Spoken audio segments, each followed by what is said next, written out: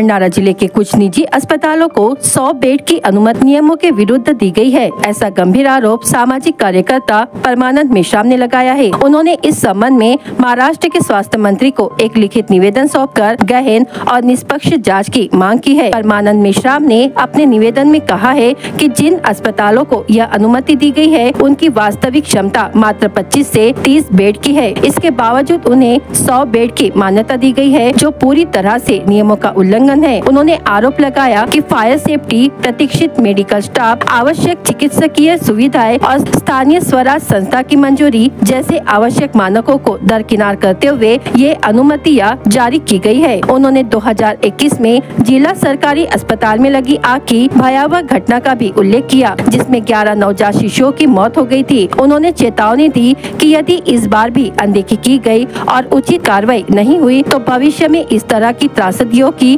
पुनरावृत्ति हो सकती है। परमानंद मेश्राम ने यह भी स्पष्ट किया कि यदि जल्द ही निष्पक्ष जांच कर दोषियों पर सख्त कार्रवाई नहीं की गई तो वे जनहित में तीव्र आंदोलन करेंगे। जिल्ह्यामध्ये अनेक खाजगी दवाखाने आहेत। या खाजगी दवाखान्यांना परवानगी देत असताना ज्यांच्याकडे डिग्री असतील अशा डॉक्टरांना परवानगी दिली पाहिजे, पण दवाखान्यांना डिग्र्या म्हणजे त्यांना परवानगी देत असताना जे काही निकष आहेत परवानगी देत असताना अडचण अशी आली की भंडाऱ्याच्या जिल्हा शल्य चिकित्सक जे आहेत ते यांनी कसल्याही दवाखान्याच्या यांच्या निकष म्हणजे त्यांना जे काही नगर परिषद असेल त्या नगर परिषदेचे काही निकष ठरलेले असतील किंवा आणखी स्टाफ असेल, एक्सरेचे असेल, भरपूर असे काही हे असतात, नियम असतात आणि त्यांनी प्रस्ताव केल्यानंतर उच्चस्तरीय चौकशी समिती जी असते त्यांच्याकडे त्यांना प्रस्ताव पाठवावा, त्यांनी जर शिफारस केली तर यांनी द्यावं असा तो संकेत आहे।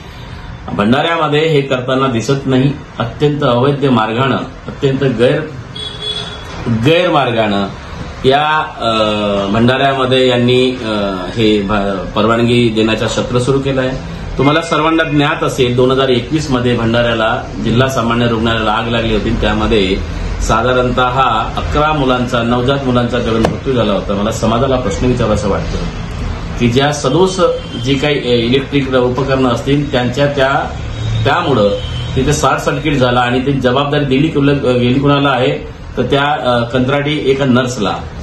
ही जबाबदारी निश्चित करताना सीएस आणि बाकीचे जे काही तत्सम अधिकारी असतील यांच्यावर ती जबाबदारी असायला पाहिजे होती ना, पण ती झाली नाही। समाजाला हा प्रश्न आहे की ह्यामध्ये तुमची आणि माझी जर मुलं असतील तर तुमच्या आणि माझ्या वेदना काय वेगळ्या असल्या असत्या की तुमच्या आणि माझ्या ज्या भावना आहेत, संवेदना ह्या बोचड झाल्यात का?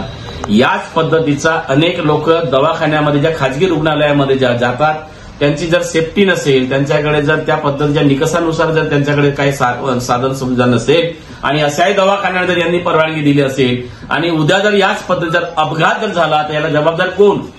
हे दवाखान्याचे मालक, जे खाजगी दवाखान्याच्या मालकाने ते यांनी हे दिलेलं आहे की हे जे सीएस, की ज्या सीएसच्या मूर्खपणामुळे, त्यांच्या चुकीमुळे, त्यांच्या अवैध म्हणजे गैरमार्गामुळे, त्यांच्या असणाऱ्या अर्थपूर्ण व्यवहार, हा माझा आरोप आहे, अर्थपूर्ण व्यवहारामुळे हे जबाबदारी कोण घेणार आहे? आणि म्हणून आम्ही महाराष्ट्र सरकारला म्हणजे आरोग्य मंत्र्यांना याचं पत्र लिहिलेलं आहे की येत्या 2 ते 3 दिवसामध्ये याचं जर तुम्ही व्यवस्थित याची जर चौकशी केली नाही आणि बडतर्फीची कारवाई या अधिकाऱ्यांना केली नाही तर परमानंद मेश्रामच्या स्टाईलने इथं आंदोलन केलं जाईल। याही पूर्वी एकाच दिवसामध्ये 1 एसडीओ आणि 2 तहसीलदारांना निलंबित करण्याचा परमानंद मेश्रामचा रेकॉर्ड आहे। दुसरं एक प्रकरण सांगतो, यामध्ये सर्वात मोठा गोडबोंगाल हा आहे की काही भंडारा जिल्ह्यामध्ये 100 खाटाच्या दवाखान्यांना परवानगी दिली गेली। हे 100 खाटाच्या दवाखान्यांना परवानगी दिली असताना यामध्ये गोडबोंगाल असा आहे की यांना शासनाचे पैसे येतात।